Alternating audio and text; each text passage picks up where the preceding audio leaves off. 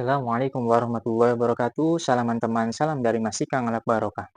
Dahulu kala ada dua pemahaman ekstrim di mana saling menjatuhkan di antara yang lain. Pertama, ada aliran syariat ekstrim di mana setiap ibadah itu harus sesuai dengan teks, yang tidak ada di teks itu dianggap bid'ah. Yang kedua adalah aliran tasawuf.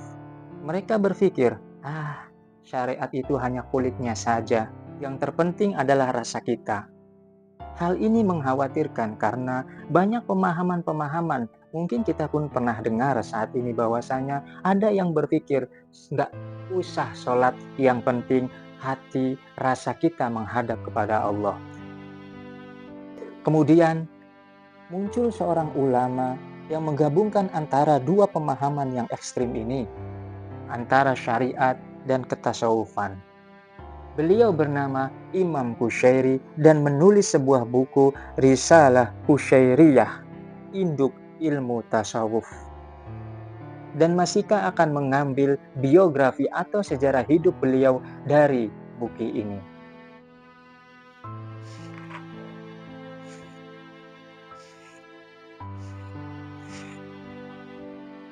Bismillahirrahmanirrahim.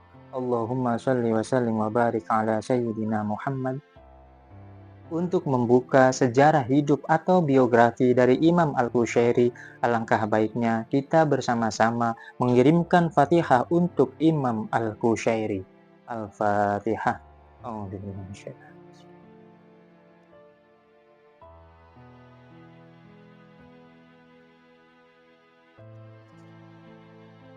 Nama pengarang buku ini adalah Abdul Karim Al-Qushairi.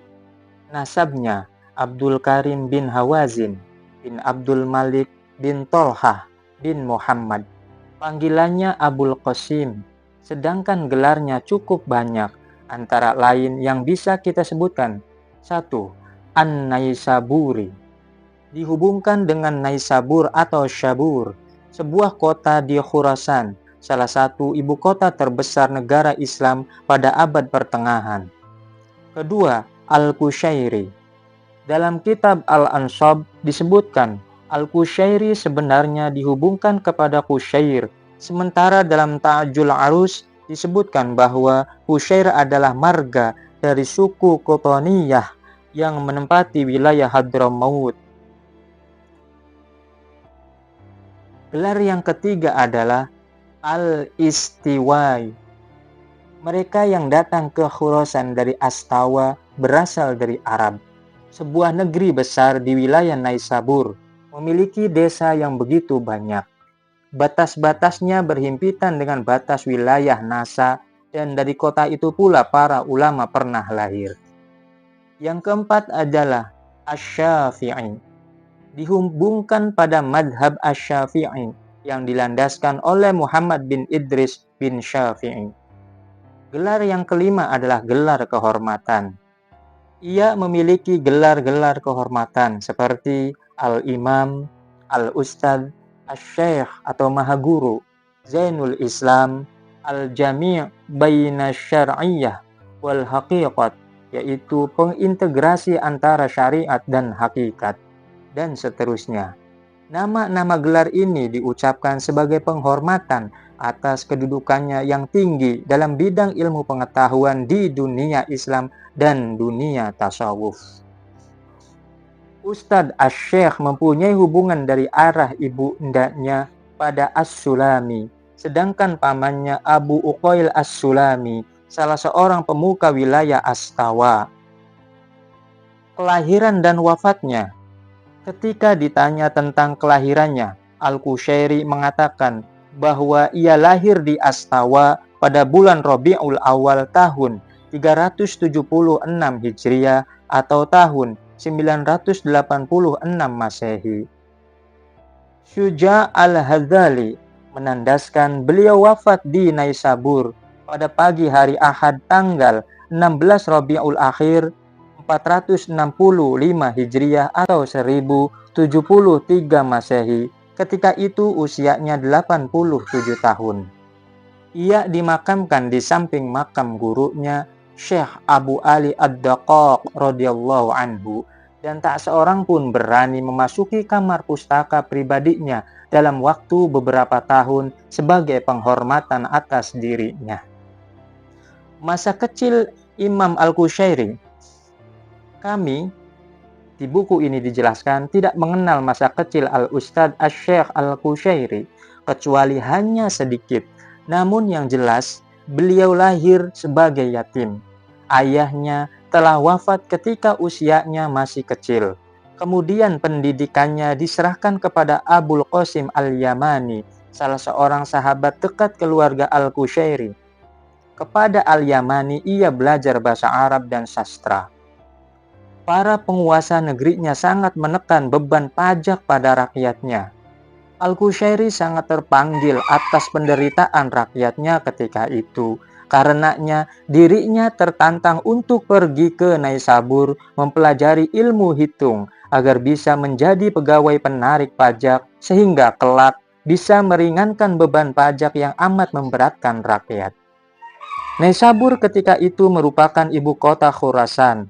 Seperti sebelumnya, kota ini merupakan pusat para ulama dan memberikan peluang besar berbagai disiplin ilmu. Syekh Al-Qushayri sampai di Naisabur dan di sanalah beliau mengenal Syekh Abu Ali Al-Hasan bin Ali An-Naisaburi yang populer dengan panggilan Ad-Daqaq, seorang pemuka pada zamannya. Ketika mendengar ucapan-ucapan Ad-Daqaq, Al-Qushayri sangat mengaguminya. Ad-Daqaq sendiri telah berfirasat mengenai kecerdasan muridnya itu. Karena itu, Ad-Daqaq mendorongnya untuk menekuni ilmu pengetahuan. Akhirnya, Al-Qushayri merevisi keinginan semula dan cita-cita sebagai pegawai pemerintahan hilang dari benaknya, memilih jalan thariqah. Ustadz Asy-Syaikh mengungkapkan panggilannya kepada Abu Ali Ad-Daqaq dengan panggilan Asy-Syahid. Kepandaian berkuda. Al-Qushayri dikenal sebagai penunggang kuda yang hebat, dan ia memiliki keterampilan permainan pedang serta senjata sangat mengagumkan. Perkawinannya, Syekh Al-Qushayri mengawini Fatimah putri gurunya Abu Ali Al-Hasan bin Ali An-Naisaburi Ad-Daqaq. Fatimah adalah seorang wanita yang memiliki prestasi di bidang pengetahuan sastra dan tergolong wanita ahli ibadah di masanya, serta meriwayatkan beberapa hadis. Perkawinannya berlangsung antara tahun 405 sampai 412 Hijriah atau 1014 sampai 1021 Masehi. Putra-putrinya, Al-Qushayri berputra 6 orang dan seorang putri. Putra-putranya menggunakan nama Abdu secara berurutan. Pertama, Abu Sa'id Abdullah. Kedua, Abu Sa'id Abdul Wahid. Ketiga, Abu Mansur Abdurrahman. Keempat, Abu An-Nasr Abdurrahim, yang pernah berpolemik dengan pengikut teologi Hambali karena berpegang pada mazhab Asy'ari. Abu An-Nasr wafat tahun 514 Hijriah atau 1120 Masehi di Naisabur. Yang kelima adalah Abul Fath Ubaidillah, dan yang keenam Abul Mudzaffar Mun'im, sedangkan seorang putrinya bernama Amatul Karim. Di antara salah satu cucunya adalah Abul Ashad Hibbatur Rahman bin Abu Sa'id bin Abul Qasim Al-Qushayri. Ada salah satu karomah yang bisa disampaikan di buku ini, yakni tentang kudanya. Dikisahkan, beliau memiliki kuda hadiah dari seseorang. Kuda itu mengabdi kepada Syekh selama 20 tahun. Ketika Syekh meninggal, si kuda amat sedih. Selama seminggu ia tidak mau makan, hingga kuda itu pun mati. Adapun para guru dari Syekh Imam Al-Qushayri adalah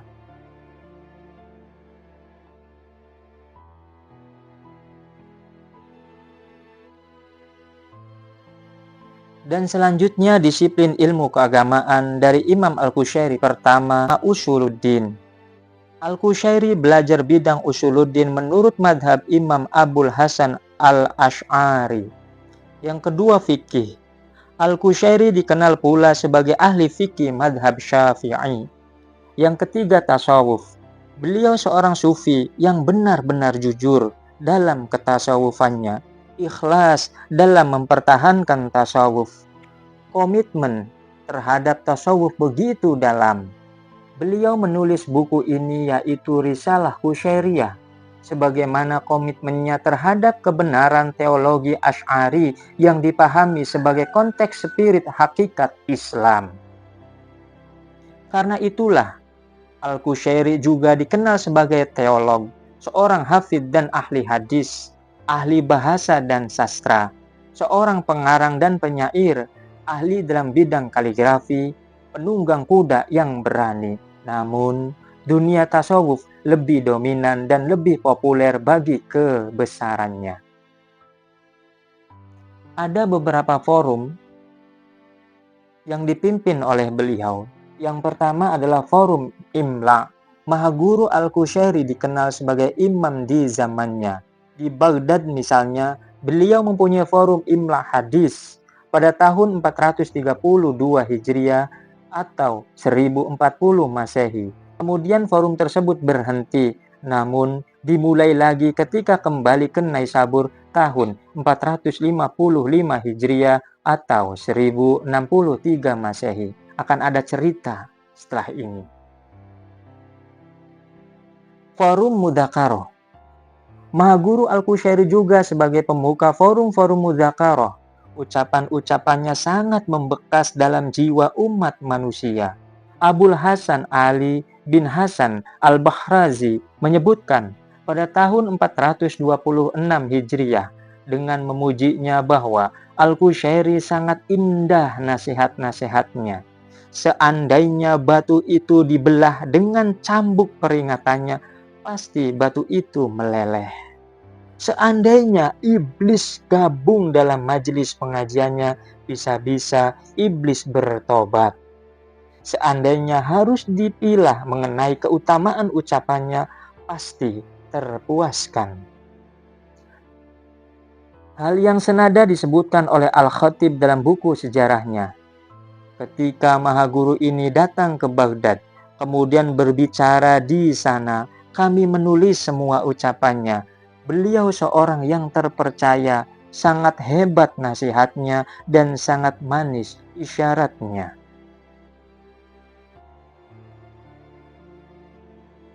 Adapun murid-murid yang terkenal, di antaranya adalah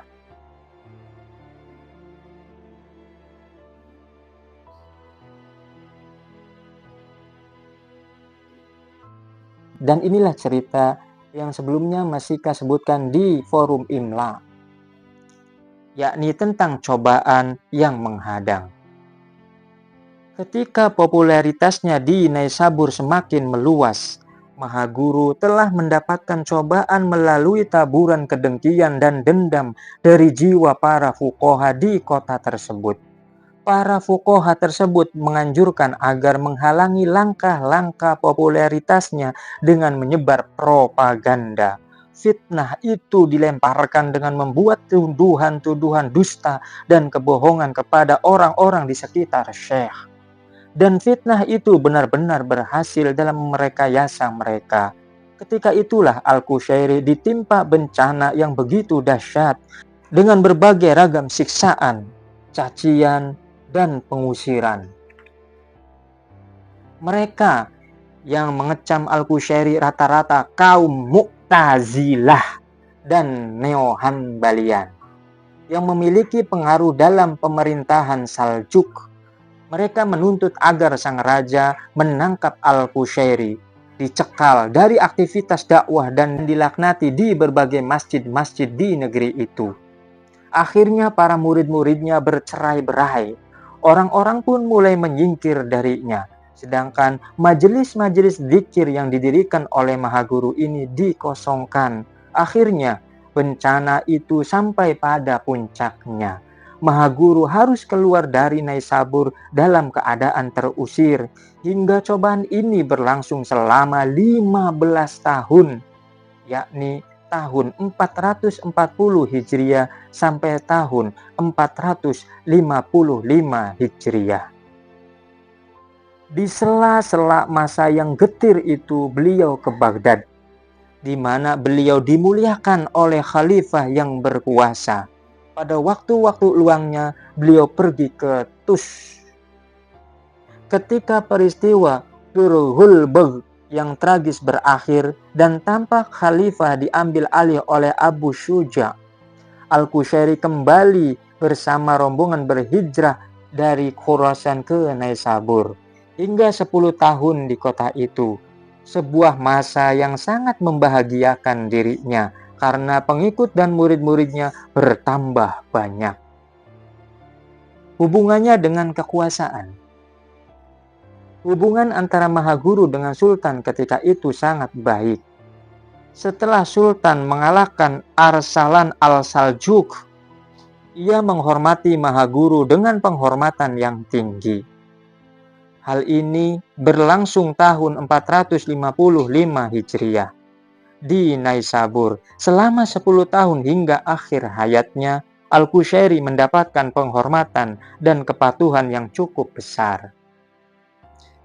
Begitu juga Perdana Menteri Nizamul Mulk Al-Hasan bin Ali At-Tusi sangat memuliakan Mahaguru sepenuhnya. Majelis sang menteri memang dikelilingi oleh para ulama, fuqaha, dan pemuka-pemuka Islam. Setiap Al-Qushairi masuk di majelis tersebut, semua yang hadir selalu berdiri untuk menghormatinya. Adapun karya-karyanya, Imam Al-Qushairi dikenal sebagai seorang ulama lebih dari satu disiplin ilmu. Di atas semua disiplin ilmu, ia adalah seorang sufi besar, seorang pengarang dalam bidang tasawuf dan ilmu-ilmu Islam. Karena itu tidak aneh bila karya-karyanya cukup banyak.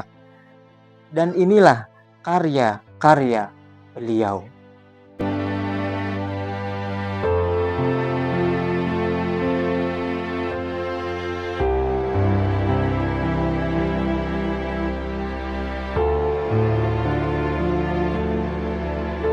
Di dalam karya-karyanya ada kitab Risalah Qushairiyah dan kitab Syahayatu Ahli Sunnah, disajikan sebagai benteng untuk melindungi madhab yang benar dalam Islam, di mana ruh dan strukturnya saling berkaitan.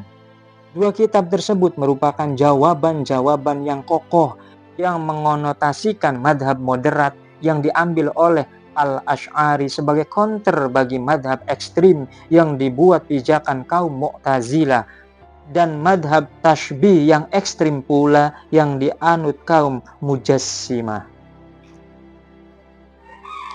Wallahu a'lam. Mudah-mudahan bisa memberikan manfaat, khususnya untuk pribadi, umumnya untuk yang menyaksikan dan mendengarkan video ini. Mohon maaf bila ada kesalahan. Wassalamualaikum warahmatullahi wabarakatuh.